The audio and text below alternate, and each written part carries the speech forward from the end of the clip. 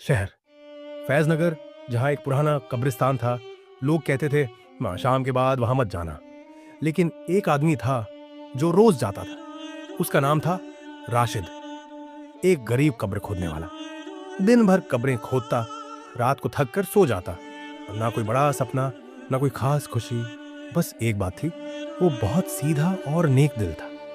एक रात वो देर तक कब्रिस्तान में काम कर रहा था। अचानक उसे एक हल्की सी आवाज सुनाई दी, मदद करो। राशिद डर गया, चारों तरफ देखा, कोई नहीं।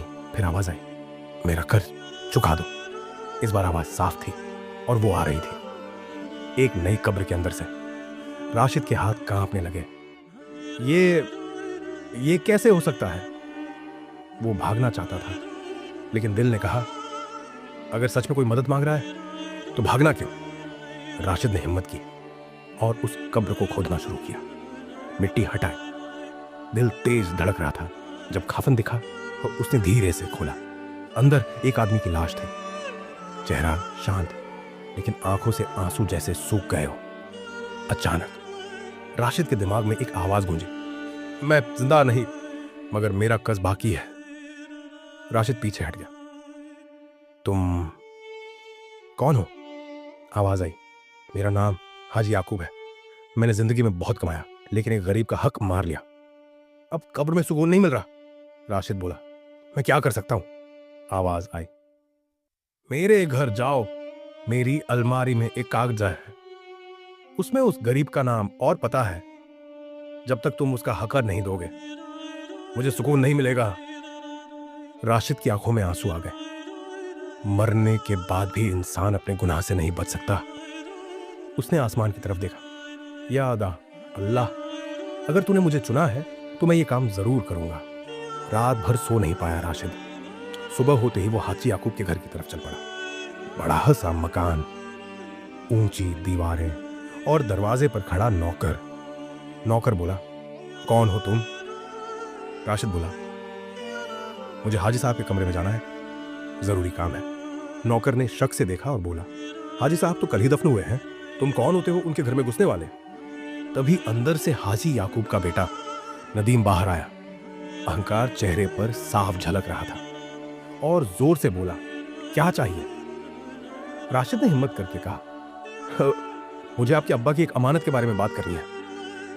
नदीम हंस पड़ा, अब्बा की अमानत? और तू बताएगा हमें? राशिद ने धीरे धीरे सारी बात बताई। खब्र, आवाज, कर्ज। सुनते ही नदीम का चेहरा सख्त हो गया। पागल है क्या, या हमें बेवकूफ बना रहा है? फिर उसने गुस्से में कहा, निकल जाए यहां से, वरना पुलिस बुलाऊंगा। राशिद की आंखों में सच्चाई थी। मुझे सिर्फ एक बार अलमारी देखने दीजिए, अगर कुछ ना मिला तो मैं खुद चला जाऊंगा। नदीम कुछ पल चुप रहा। शायद दिल के किसी कोने में डर था। ठीक है, एक बार देख ले, फिर हमेशा के लिए दफा हो जाना। राशिद कमरे में गया, पुरानी अलमारी खोली। अंदर बहुत सारे कागज और एक छोटा सा लिफाफा। उसने खोला। अंदर लिखा था, करीम मियां, गांव रजापुर, 70,000 रुपए कर्ज। राशिद का दिल धड़क उठा। ये वही है। तभी पीछे से आवाज आई, वो कागज नीचे रख दो। राशिद ने मुड़कर देखा। नदीम खड़ा था, आंखों में गुस्सा। ये कागज अब किसी काम का नहीं।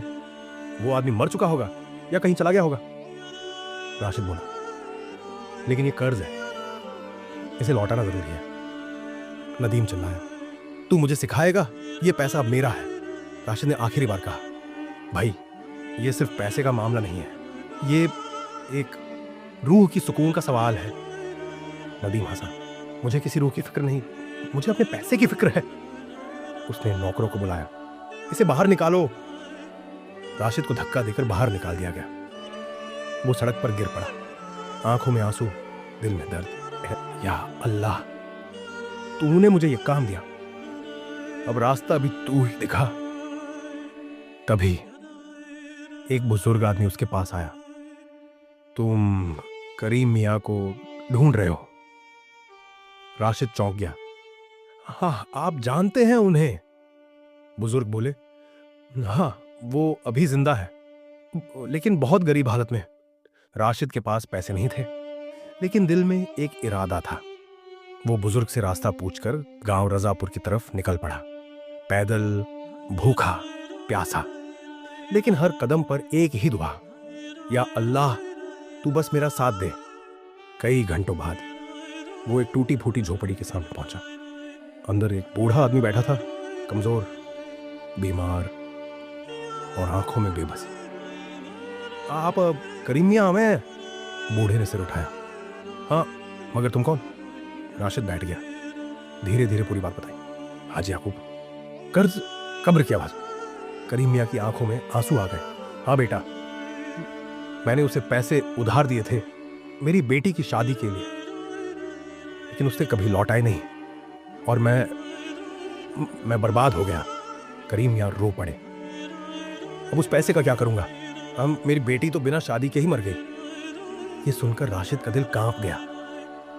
या अल्लाह, एक गुनाह ने कितनी जिंदगियां बर्बाद कर दी। राशिद वापस अपने शहर आया। उसने अपनी झोपड़ी बेच दी, अपनी जमीन भी। लोग हैरान थे, तू पागल हो गया है, खुद के पास कुछ नहीं और दूसरों का कर्ज चुका रही है। राशिद बस इतना बोला, मैं अपना नहीं, एक मर चुके इंसान का बोझ हल्का कर रहा हूं। कुछ ही दिनों में राशिद फिर रजापुर पहुंचा। उसने करीम मियां के सामने पैसे रख दिया, 70,000 रुपए पूरे। करीम मियां के हाथ कांपने लगे। बेटा, तू कौन है? राशिद की आंखों में आंसू थे। मैं कोई नहीं, बस एक जरिया हूं। ये उस रात राशिद फिर कब्रिस्तान गया। वो उसी कब्र के पास बैठ गया। हवा चल रही थी, चांदनी फैली थी। अचानक एक हल्की सी रोशनी कब्र से निकली और वही आवाज आई, राशिद, अल्लाह तुम्हें सुकून दे। तुमने मेरा कर्ज चुका दिया, या अब मुझे सुकून मिल गया। राशिद की आंखों से आंसू बहने लगे। उसने सिर झुका लिया और बोला, या अल्लाह, तूने मुझे इस काबिल समझा। और फिर वो रोशनी आसमान की तरफ उठ गई। याद रखना, गुनाह छोटा हो या बड़ा, उसका असर बहुत दूर तक जाता है, और नेकी छोटी हो या बड़ी, उसका सवाब अल्लाह खुद देता है।